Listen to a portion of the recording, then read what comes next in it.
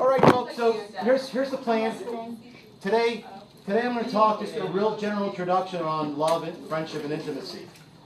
Monday, I will spend at least one period just talking about the concept of love.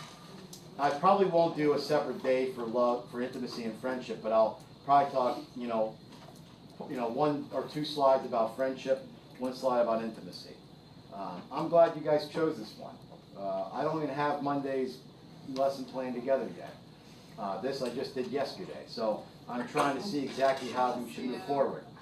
This one is like I said, introduction. It's more like I think like a heart-tug. You want to set the tone for just how expansive this is and how little we're going to really be able to cover it.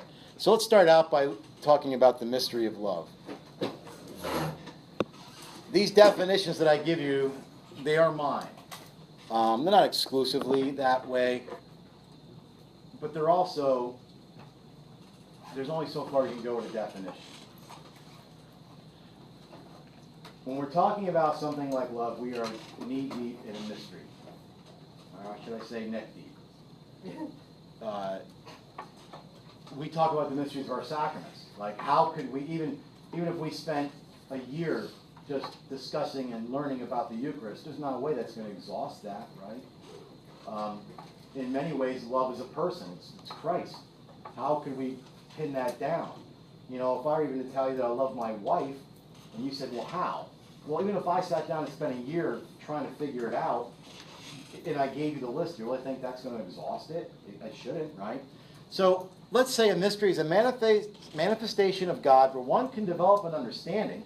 You could develop an understanding, but it's beyond the complete grasp of our intellect, okay? You could develop an understanding, but it is beyond the complete grasp of our intellect. In other words, you can't fit the infinite in the finite. If we truly believe in God, and we truly believe that God is love, then there's going to be aspects of this we can never wrap our heads around. So we try to get at it in other ways. We do this as humans, right? I mean, sometimes there's no power greater in this world than love. And sometimes we just, I'll have it up the next line. When words fail, like I can't say to my wife, I really, really, really, really love you, and think that that's going to encompass it. So what do? We turn to different means of expression, right? Like you guys, when you try to get a date for a prom, maybe you draw your girlfriend a picture, right? Hey, look at this. I don't think any of us do that. I know, it's a joke. David did that? Stick figures? I did that. Yeah. It was probably beautiful too, Kava. All right, so here's what we got. You don't have to write these down. This is more like me giving you an impression. So next year, you'll have English Lit. I don't know if you will study Shakespearean sonnets. I remember studying these in college. So what is Shakespeare trying to express? Now, some people are going to think this is corny. This isn't about being romantic. This is about being a human person that realizes, love needs expression in ways other than just, saying I love you. Let me not to the marriage of true minds admit impediments. Love is not love which alters when an alteration finds, or bends when the remover or to remove. Oh no, it is an ever fixed mark that looks on tempest and is never shaken. It is the star to every wandering bark. I mean, he's talking about this is what love is draws people to itself, whose worth's unknown, although his height be taken. In other words, we're never going to be able to exhaust it, right? We still try to shoot for its highest point.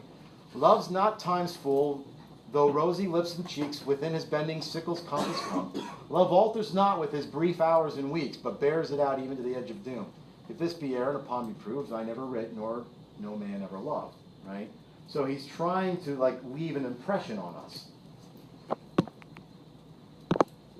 Khalil Gibran, an Hebraic writer, wrote in his book, The Prophet. This is on the section on marriage. If I were to tell you, when you fall in love and you get married, it's two becoming one. But you never lose your individualness, because if you lost your individualness and were absorbed into the other, there'd be no other to love. Now, I can talk to you like that. That's even a little poetic, because that's almost philosophical.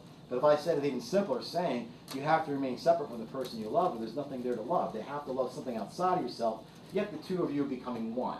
That would be a plain sense understanding. But how much more beautiful Kahlil Gibran says it. Give your hearts, but not into each other's keeping. For only the hand of life can contain your hearts. And he means God. Stand together, yet not too near together, for the pillars of the temple stand apart, and the oak tree and the cypress grow not in each other's shadow. Beautiful, right? In other words, you can picture these trees they're there, they feed off the same thing, but if they're too close to each other, they don't have the room to grow, and branches die, right? All right. Look at that, it even has the soundtrack. Oh, no, you did it. So, now you can, Roman was hoping for the drum solo, but there was none. Now you can, find this to be, a little, saccharine when it comes to overly romantic. But without thinking in an odd way, think of being absolutely so much in love with somebody that you can just sit there and just look at them and it puts you in a state of wonder. That's what he's singing about. So, what happens? We're trying to find ways to express love in ways that we simply can't do it just by words. No. What, Renee? I was Anthony was singing. Why don't you turn it off? He was singing. Yeah, I should do that. I should have backtrack music. When I put this stuff online, I should have laugh tracks. Like when I say a joke and you guys don't laugh, I got the laugh tracks. Okay, you guys might not like this, but this is like the quintessential love song. It's been in, I don't know how many movies. Your parents, what's this from? Ghost? Patrick Swayze, Demi Moore, or how should I like to call it, Demi? Were they making that pottery? So it's no more, yeah, they're making pottery. I think people show up at my shop and say, is that how it's done? Absolutely. That's why we don't pay anybody. Just come here and this happens, all right? But anyway,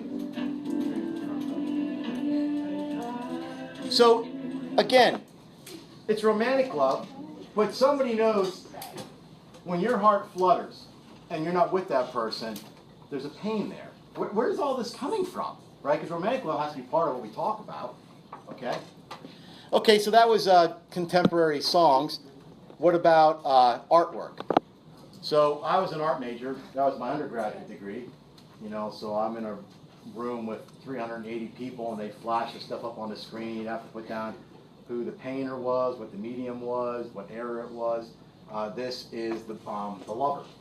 Anybody want to guess what this might be trying to communicate to us? Should be obvious. Not a hidden message. Love is blind. But think about it. What does that even mean? Does that mean that you don't know what else you're doing and you'll stumble into anything? Does that mean that you'll see within the person? You're blind to other things? I mean, it's hard to say, right? But what's the artist doing? He's trying to talk about something that you can't quite express with words. So he puts it into the medium of art. When's the last time you looked at a crucifix? And I'll admit to you, when I look at a crucifix, the first thing that comes to my mind is not love. Now, this is the naked and suffering Christ. It hangs in the Vatican archives. It was purchased from the late 60s. But for a Christian, this should be the first thing that comes to our mind when we think of love. Wasn't it female too? I'm sorry, wasn't it what? Wasn't it female too? Well, this is just an artistic rendering, so we won't worry.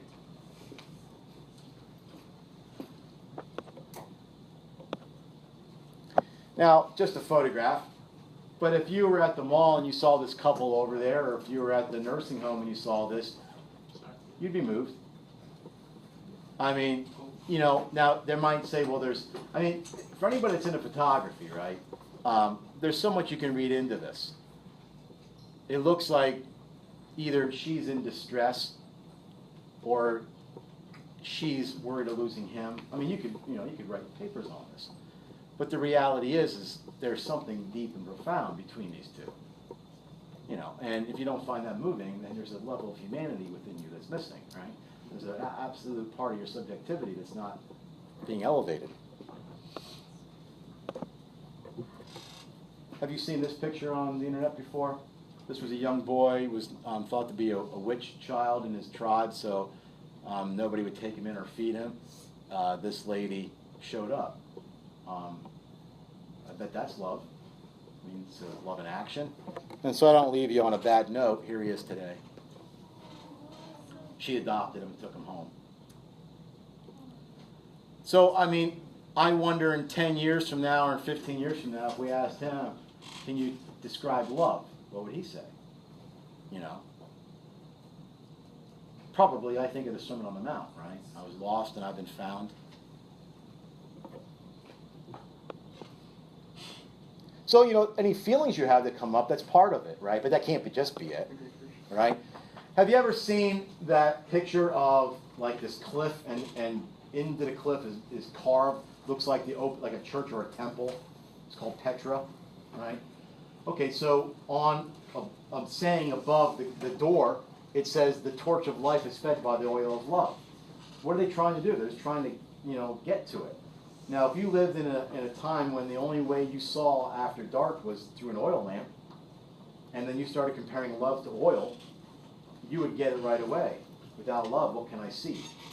You know, now we have to think that way. So, I mean, it's nice to live in these worlds where, you know, they're real signs, right? I mean, remember I taught you about conventional and natural signs. Light is not a conventional sign. People know that light helps you see. So if we start to make analogies with light, we should get that, right? This Jesuit priest had kind of an interesting, wonderful scientist. People sometimes thought he was rather pantheist. I love the guy. I read most of what he has. I own most of what he's written. He talked about this omega point, how we're all proceeding to something at the end. It's God. But this is beautiful. He says, someday, after harnessing the winds, the tides, and gravity, we will harness for God the energies of love. And then, for the second time in the history of the world, humankind will have discovered fire. It's beautiful. Fire gives you what? Warmth? Light? I mean, so what does love do? Right?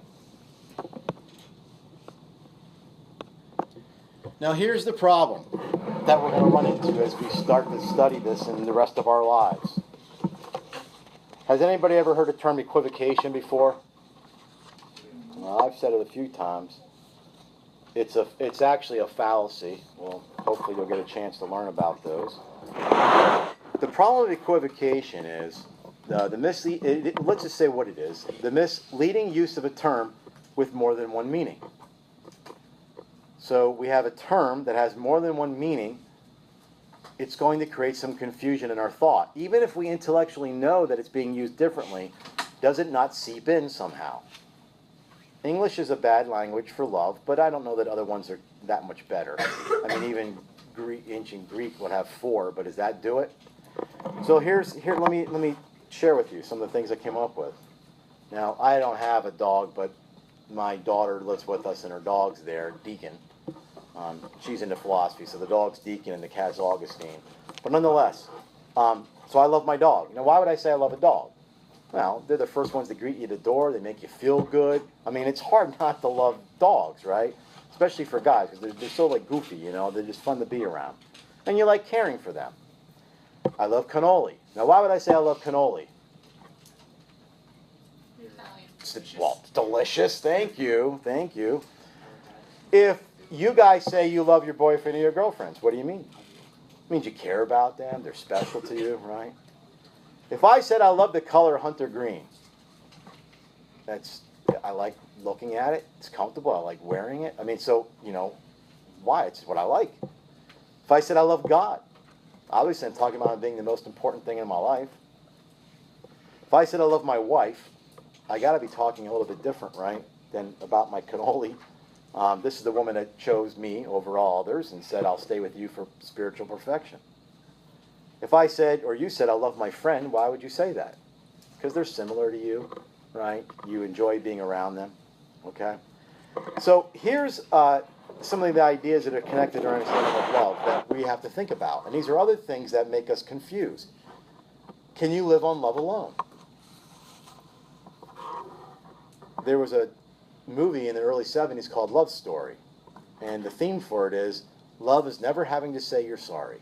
Is that true? I don't know. It's the opposite of love, hate. Now, by the way, these things may never put $1 in your pocket, but these are the things people live and die for. So as necessary as science and other things are, these are the only things that we're going to be thinking about in our older years, right? Can you love concepts? Can you say, I love humanity? Can you say, I love patriotism? Can we do that? Is love controlled by your will or your intellect? Do you have to know something to love it? Can you love something you don't know? Is love really the same thing as empathy, like empathy and kindness? Is that what we're talking about? Is love just an emotion? Is it a physiological reaction, some hormones firing off within us? Are some people incapable of love? Is love an act, like that woman feeding that child? Are there different types of love? Is that the problem? Can you fall in love? If you can fall in love, you can fall out of love. And how does that work? What does it mean to say God is love? If you love somebody, does that mean you prefer them over another person? And if you prefer them, is that loving? Do you have to say I love you in order to love someone? In other words, we have to make sense of some of that as we move through here. I think it's pretty pertinent, all right? All right. Second slide. These are pretty simple. How are they connected? In other words, how are we going to connect love, friendship, and intimacy? Did Boyle just pull those out of the hat? Well, this is kind of an original for me. I stumbled upon this myself, and I can't imagine I'm the only one, but I haven't found it in the other literature yet. Here's what Christ says. This is my commandment, that you love one another as I have loved you. Now, I stop there, and I ask myself, should I love you less than I love my wife? If I say yes to that, then am I loving the way Christ asked me to love? But you're thinking, but I can't love you the same way I love my wife. So then how do we work that out, right? Now, if you wonder, how did he love? He says in the next sentence, greater love hath no man than this, that a man lay down his life for his friends. Okay, so he's immediately talking about the cross. But he's also has immediately, if you haven't picked up on this already, he's just went from love to friendship. He's connected them.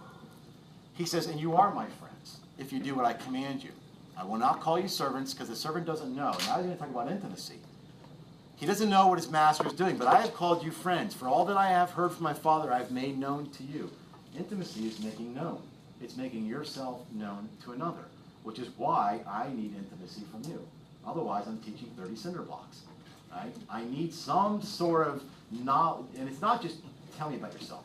That's nice, but it's how you get to know a person, and I'll talk more about that later. And he says, this I command you, to love one another. So in the end, from a Catholic standpoint, the only thing you're going to worry about at the end of your life, the only regret you may have, is why did I not love deeper? And when we stand before Christ, the only question we're probably going to have to answer is, why did you not love more? And what are we going to say? We'll probably be sad. So here's the problem. Now, the ... is not something just after that phrase. The ... is these next three things that's coming up. All right, let me say this. You guys are going to go to college. Those of you that are Christian, you cannot be a Christian and not believe in Satan. Okay? And by that, I mean to know that evil exists. Now, that does not sound very intellectual, and you might feel corny about ever you're bringing that up in college. And the professors, particularly if he's atheist, will just drill you into the ground. But here's our reality. We believe it to be true. What does Jesus call Satan? The greatest liar.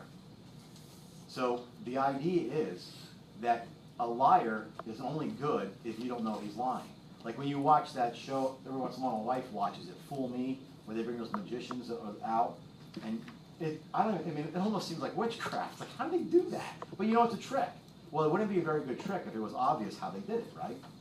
So Satan is never going to deceive us in a way that we know. If you think you know, or if you found out how he's deceiving you, guess what? He's got you. Because he's already doing it some other way. He let you figure that out so you miss it the other one, right? In other words, he threw a flare over there, or he threw a rock in the brush, you look over there, and now he's got you. So what does he do to love, friendship, and intimacy? He lies to us. So what happens is, love is often understood to have a sexual connection. If somebody told you Mr. Bueno loves a woman other than his wife, what would we all think? Having an affair. Or would you think, yes, I love another woman. Because why shouldn't I? I have to love all people the way Christ loved me. I mean, it's hard for us to get that out of our minds, right? And then maybe we've had enough stuff happen in the world that we're shell-shocked. But do you see, we can't separate. So anytime a person has an extramarital affair, what are they doing? They're confusing love and sex. Anybody who has sex before marriage is doing what? Confusing love and sex. So that phenomenon I told you about mothers and fathers being, reunited with their children they didn't know when they were that young, who obviously have a connection biologically, but also love, they get it confused with sex, which is why we have this phenomena of sexual relations, within family members in those instances. What happened to intimacy? Intimacy is often understood to simply be sexual intimacy.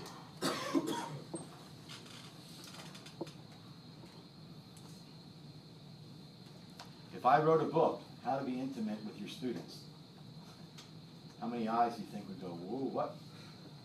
Why? Because we can't conceive of an intimacy that's separated from sexuality, right?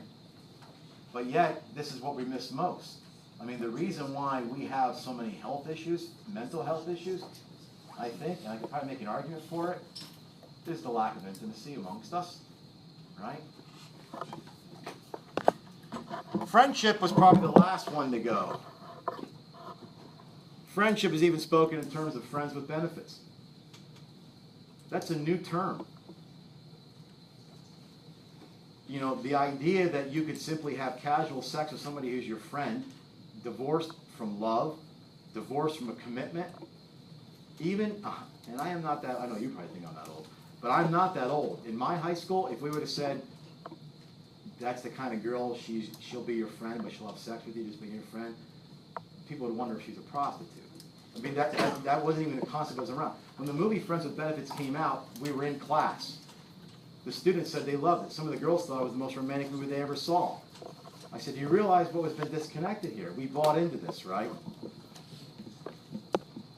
So I'm going to give you 3 definitions, and I'm going to tell you up front that they are inadequate. Okay? But we need to start somewhere. We need to start somewhere. So love is to will the good of the other. When you love somebody, you will always do what is best for them. You will what's best for them. A basic understanding of friendship is to desire to be with another who is alike in virtue. The person is alike in virtue. You can have buddies that you watch football games with. You can have girls that, you go out and do something that you like doing together. But when life hits between the eyes, you're going to seek out the person you knew from high school that was quiet and was virtuous, because you want somebody serious in front of you. So to desire to be with another who's alike in virtue. Intimacy, we'll say, is to form an interior connection with somebody.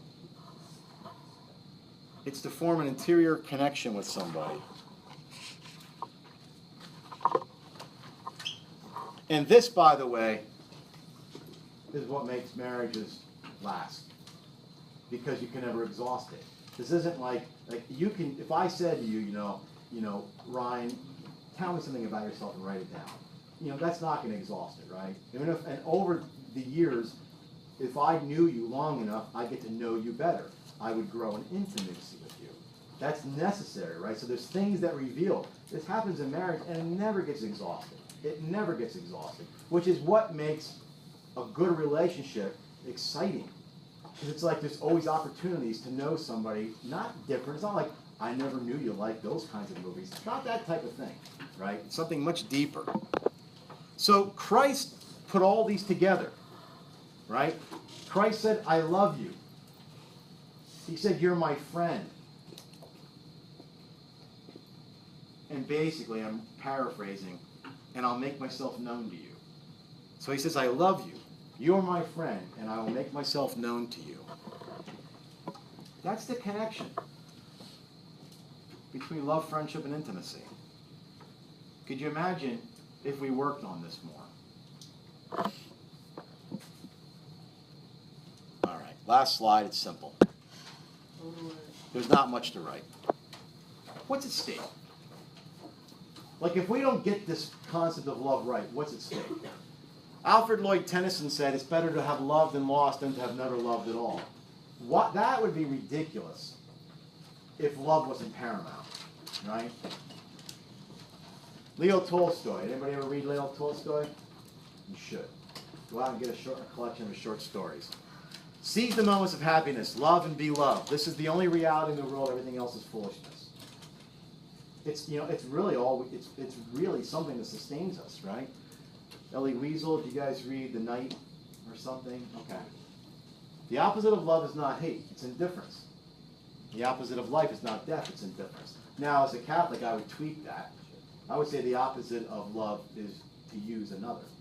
Because if the love is to will your good, then the worst I can do is use you for me, which is, by the way, what happens in premarital sex.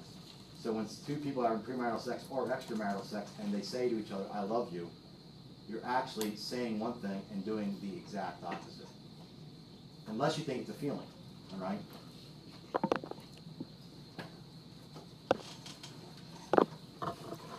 These are three other things I think are at stake.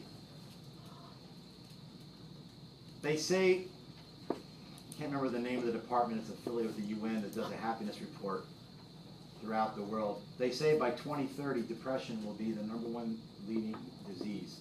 It will by then have surpassed a heart disease. Well, why is that? People might say, well, they're finding more cases of it. Is it? Or are we looking for happiness in places that can't be found, and we are becoming unhappy about our unhappiness? So if you can't find value in your life, because isn't that really what, in a sense, I'm not talking about clinical depression, bipolar, I'm not talking about those things. I'm talking about everyday sorrow. You're not finding value in things, the suffering that we feel. You can never forgive somebody unless you understand the basics of love.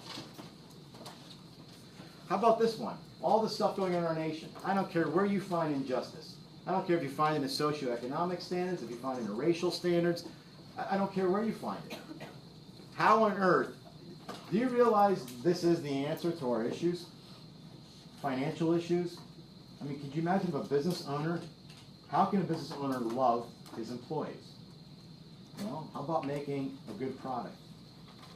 Paying your employees a fair rate, giving them good product, letting them have a piece of the actual pie, making sure that you're not overcharging somebody. You do it so everybody can win. I mean, that's possible. And if we would have done a social justice segment, I would have showed you models where that works. Why is it that Christ said, through St. Paul in Corinthians, the quintessential Bible verse read at weddings, right? If I have not love, I'm a banging gong, I'm a clanging cymbal. Why would he say, if you have not love, I am nothing? If that is true, and if you really believe that, in other words, is that such a hard scripture to understand? If that is true, why is this not the one thing that we focus on? Why do we not shed everything else from our lives to have this? Now, last but not least, and then we're done. What in God's good name in this course that I've spoken about isn't directly tied to this? Remember I told you how, the phrase love is love? And I told you it's a logical fallacy. What does it even mean? It's like saying green is green. Well, we understand a word is a word. What do they mean? All love is love. Therefore, you should support it. Really? So I guess that includes incestual love. Well, no, I don't mean that kind of love. Well, I thought you said all love is love. Remember what I said? When you disconnect love from truth, you wind up with a sentiment? It's all you have left. Feelings. That's all we can really say about it. Any questions?